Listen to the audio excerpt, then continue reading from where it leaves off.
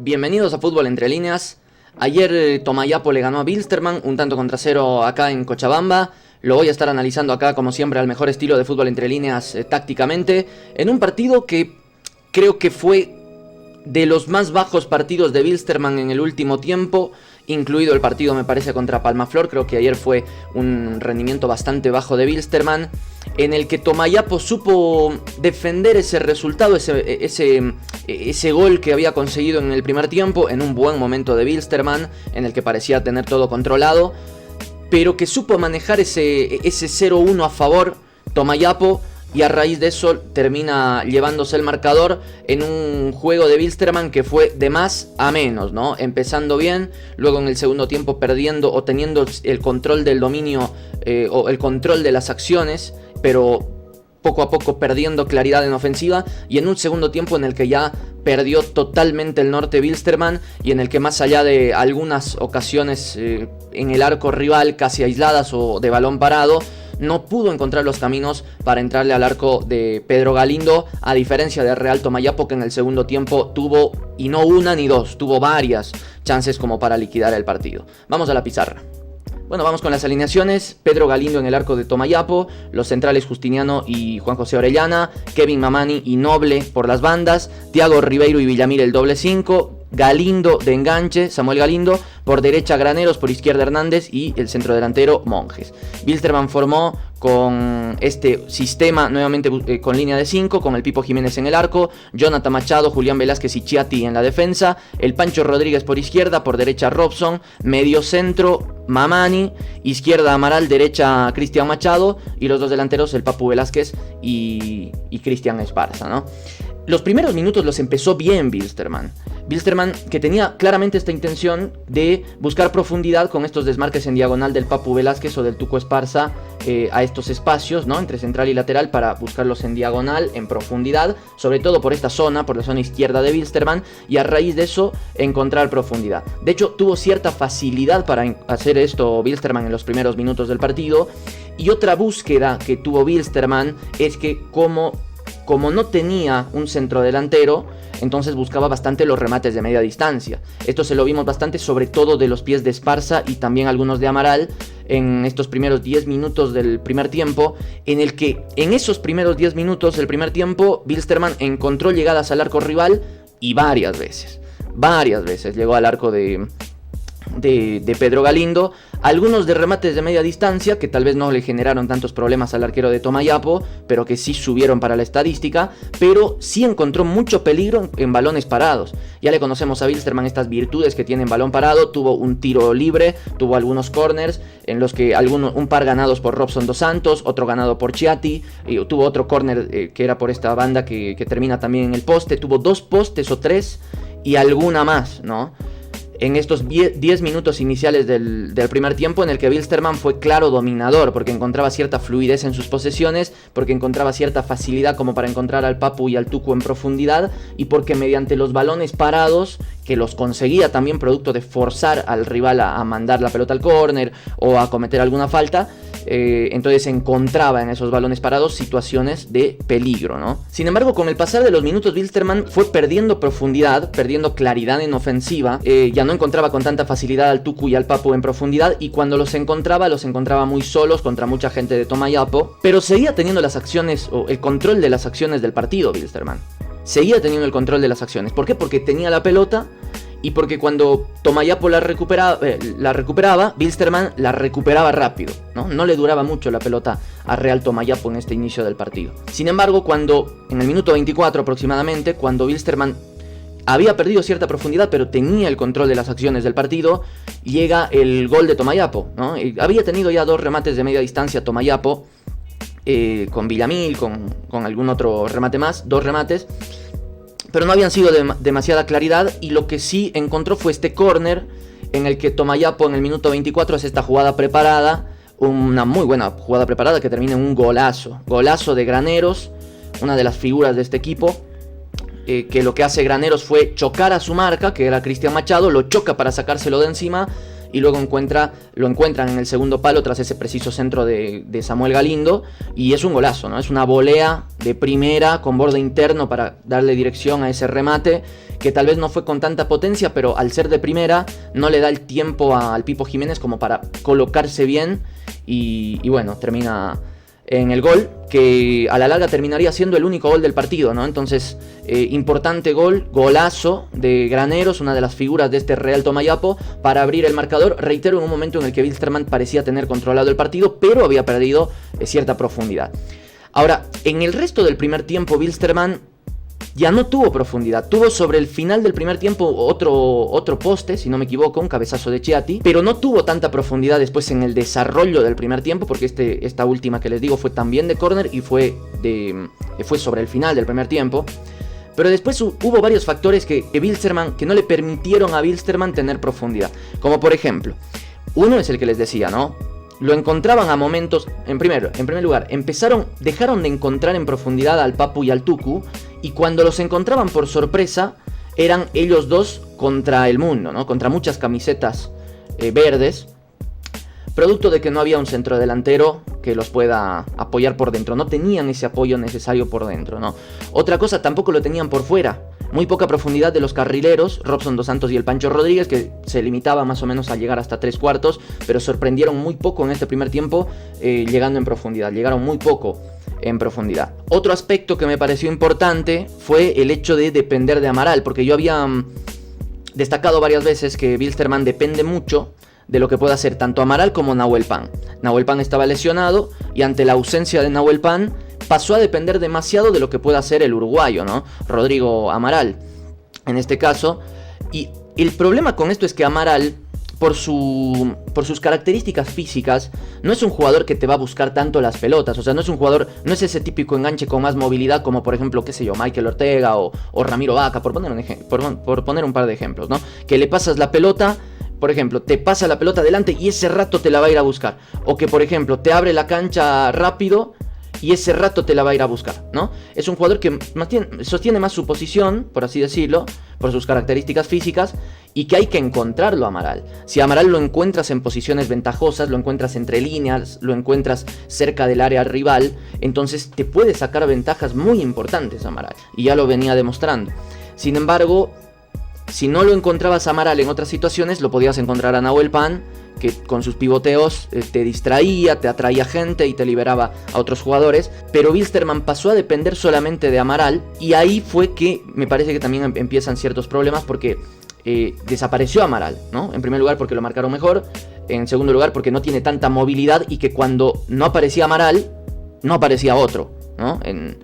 Como para desequilibrar, como para generar algo más, ¿no? Y un último aspecto que me pareció bastante importante, yo comentaba en mi cuenta de Twitter ayer a la media hora del primer tiempo más o menos, que yo creía que Wilstermann iba a tener que cambiar cuanto antes nomás a línea de 4, cosa que no pasó a lo largo de todo el partido, hasta el final. Pero yo, ¿por qué creía esto? En primer lugar porque los carrileros no le daban profundidad, por lo que en todo caso correspondía, me parece, volver a jugar con extremos, ¿no? Y tener algún otro jugador por dentro. Y sobre todo porque Jonathan Machado, desde esta zona de defensores, pasó a limitarse a enviar balones largos, ¿no? Le llegaba la pelota a Jonathan Machado, a lo sumo conducía un poco más, pero al estar tan lejos de la zona de delanteros o de volantes ofensivos, entonces pasó a tener un rol de lanzador, ¿no? De mandar los balones, intentando ser el profundizador, pero con balones largos. Pero cuando está en esta zona, cuando lo acercas a los compañeros, a los ofensivos, entonces es un jugador que te puede dar claridad en la circulación, pero no solo eso, sino que te puede encontrar a los hombres ofensivos entre líneas o en posiciones más ventajosas, ¿no? Entonces eso es lo que a mí me había parecido necesario, que Jonathan Machado, por ejemplo, tal vez le hubiera beneficiado mucho a Wilstermann un poco más adelante en el centro del campo, como para encontrarlo a Amaral entre líneas o en situaciones un poco más adelantadas, donde Amaral pueda ser un poco más relevante cerca del arco rival, ¿no? Sin embargo, bueno, Wilstermann, a raíz de estas cuestiones, o tomando en cuenta que en realidad la realidad era otra, ¿no? No tuvo tanto juego, no lo encontraron tanto Amaral. El Papu Velázquez y Esparza pasaron en el primer tiempo a ser un poco desapercibidos, y el primer tiempo termina con ese 1-0 a favor de Tomayapo. En el segundo tiempo Wilstermann pasó a jugar más o menos así, no hubo cambios en Tomayapo, y en Wilstermann hubo uno, que fue la salida del Pancho Rodríguez y el ingreso de Rudy Cardoso, ¿no? Rudy Cardoso pasó a jugar de carrilero izquierdo, muy adelantado. Amaral dejó de estar prácticamente como interior y pasó a estar mucho más tiempo entre líneas, seguramente en la intención de encontrarlo más cerca del área rival. Y Wilstermann pasó a jugar con doble 5, ¿no? Bien definido, porque generalmente Wilstermann juega con un contención, o sea, un mediocentro solo y dos interiores, pero esta vez Amaral subió, Cristian Machado bajó esta zona y pasó a jugar definitivamente con doble 5. Pasó a jugar así Wilstermann y Tomayapo se empezó a meter un poco más atrás en bloque bajo defensivo, pero esto no hizo que Tomayapo solo se dedique a defender. De hecho, en este segundo tiempo, las más claras las tuvo Tomayapo, y no fueron pocas, como lo decía en la introducción, fueron varias que tuvo Tomayapo. Yo le recuerdo 3 al menos a Hernández, alguna más que le recuerdo a algún otro jugador en ofensiva, y esa que tuvo en el final con ese remate de Jaime Villamil desde esta zona, en el borde del área, un remate bastante fuerte que le sale al medio, pero fueron jugadas bastante claras las que generó Tomayapo, y este segundo tiempo yo creo que sí termina siendo de lo más bajo que le vimos a Wilstermann en este último tiempo, en el que había hilado buenos rendimientos, pero no encontró claridad, ¿no? No encontró claridad prácticamente en todo el segundo tiempo. Hizo algunas modificaciones, después lo saca a Robson, lo saca también a Mamani, puedas a jugar con doble 9. Acá en este doble 9 pasaron a jugar Castellón y Ubá. El Tucu Esparza pasa por izquierda, lo mete a Rudy Cardoso por dentro. El Tucu y el Papu terminaron como carrileros o extremos prácticamente. En cierto momento del segundo tiempo Wilstermann termina jugando con 3-3-4 prácticamente, ¿no? Un sistema 3-3-4. Pero bueno, Wilstermann no terminó encontrando profundidad, y lo que suele pasar en el fútbol es que si tú tienes mucho la pelota, pero no vas a tener profundidad en ofensiva, el rival te va a ir poco a poco con el tiempo recuperando algunas pelotas más, y a raíz de eso el rival va a empezar a tener un poco más de confianza con la pelota y hasta te puede generar chances, ¿no? Este fue el caso, definitivamente. Como lo decía, tuvo varias chances Tomayapo como para liquidar el partido antes de que acabe, incluso ampliar un poquito su ventaja. Y Wilstermann, que tuvo algunas llegadas aisladas en este segundo tiempo, sobre todo cuando Amaral apareció un poco más cerca del Papu. Chiatti empezó a desdoblarlo al Papu Velázquez, que tal vez con balón Chiatti no es un jugador ofensivo, pero al menos con estos desmarques en ofensiva sí, digamos, generaba cierta distracción. Y el Papu Velázquez fue el que generó más en este segundo tiempo, ¿no? Que fueron contadas de todas formas las que desequilibró el Papu, pero consiguió un par de tiros libres, algún buen centro, esa jugada sobre el final que se pierde Ubá, por ejemplo, prácticamente debajo del arco, fue iniciada también por el Papu Velázquez. Esa jugada, hay otra que el Papu Velázquez desequilibra bien por acá, lo encuentra, en lugar de Robson ya estaba Castellón, lo encuentra acá prácticamente a Castellón, y Castellón que controla mal hacia atrás y termina sacando la pelota a los jugadores de Tomayapo. Entonces, la verdad, en un segundo tiempo en el que se veía un equipo partido, en el que por muchos momentos la pelota o el juego de Wilstermann se lateralizaba demasiado, ¿no? La mandaban de un lado a otro, de un lado a otro, de un lado a otro. Nadie profundizaba, y apenas profundizaban, la perdían, ¿no? Y se venía el contraataque de Tomayapo, ¿no? Se mantuvo Jonathan Machado en esta posición hasta el final del partido. A momentos, reitero, se veía partido el medio porque Amaral intentaba quedarse cerca de esta zona para recibir entre líneas, pero no había una conexión en el centro del campo. En muchos momentos de verdad hubo mucho espacio, ¿no? Donde, digamos, pelotas en las que recibía el Papu Velázquez por banda u otro jugador por banda, y encontraba demasiado espacio acá, no había con quién conectarse. Y bueno, un segundo tiempo que sí, yo creo que para el olvido para Wilstermann. En el inicio del primer tiempo, en el inicio del partido, Wilstermann había hecho méritos como para ponerse delante en el marcador. Falló algunas, sobre todo de balón parado, pero desde el juego mismo, en jugada, no encontró realmente la forma de llegar al arco rival, ¿no? Un partido bastante bajo de Wilstermann. Sin embargo, hubo un par de jugadas polémicas que las quiero repasar con ustedes antes de finalizar el video. Bueno, este video está en mi cuenta de Twitter o de X, lo subí ya, y acá lo pongo, ¿no? Esta jugada. A ver, el centro del Tucu, rechaza Noble, y discúlpeme, pero yo veo que le pega tremenda patada a Ubá. Fíjense acá, hay un impacto claro en el rostro. ahí, en el rostro, ¿no? Le pega en la cara, o sea, es un impacto doble que primero le da en la cara, luego en el hombro, en el pecho, por ahí. Pero evidentemente va primero a la pelota, pero luego le pega tremenda patada en la cara, ¿no?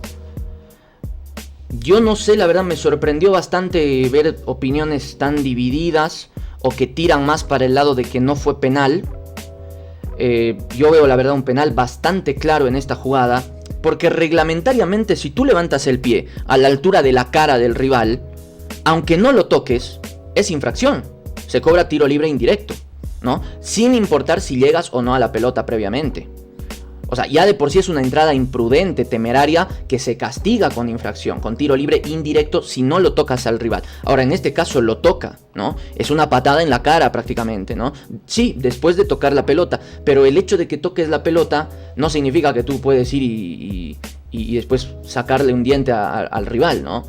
Me lo comparaban, por ejemplo, en mi cuenta de Twitter con la jugada de Medina al jugador paraguayo, a Sosa, que lo termina lesionando, pero Medina va a la pelota en una entrada que no es peligrosa de ninguna manera, que simplemente es una jugada en la que cruza la pelota y producto del impulso, producto del juego, se termina doblando o le termina doblando el tobillo al jugador paraguayo y se termina lesionando. En este caso, levanta la pierna a la altura del rostro del jugador de Wilstermann y después de tocar la pelota lo termina impactando en la cara, ¿no?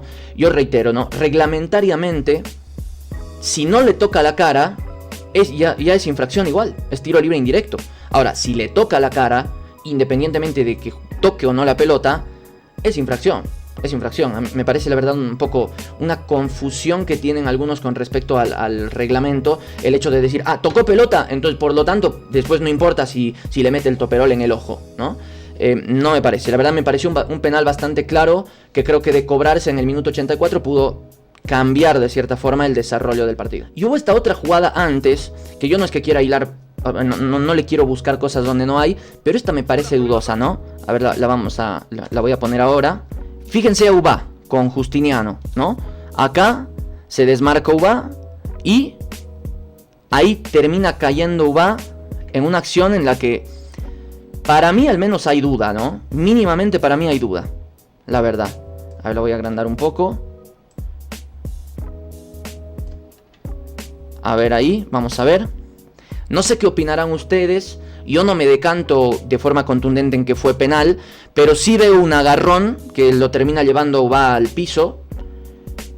Para mí, yo hubiera querido que la muestren en más repeticiones, pero me parece también penal, honestamente. De todas formas, en líneas generales, creo que fue un partido en el que Tomayapo se lleva de forma merecida la victoria. Wilstermann fue mejor y jugó bien los primeros 10 minutos del partido. No pudo capitalizar sus opciones de gol en ese lapso del encuentro, pero después a lo largo del partido, en el primer tiempo tuvo el control de las acciones, pero no encontró claridad, y en el segundo tiempo hizo realmente un mal segundo tiempo. Wilstermann no jugó para nada bien, y Tomayapo en el segundo tiempo tuvo chances como para aumentar el marcador, ¿no? Entonces, una victoria me parece justa de Tomayapo, en la que habrán muchas cosas que ajustar en Wilstermann. ¿Qué opinas sobre esto? Sobre las cuestiones tácticas que les mencionaba. Si lo dejas en los comentarios, lo vamos a estar analizando. Si te gustó el análisis, no olvides suscribirte a Fútbol Entre Líneas y nos reencontramos en el próximo video.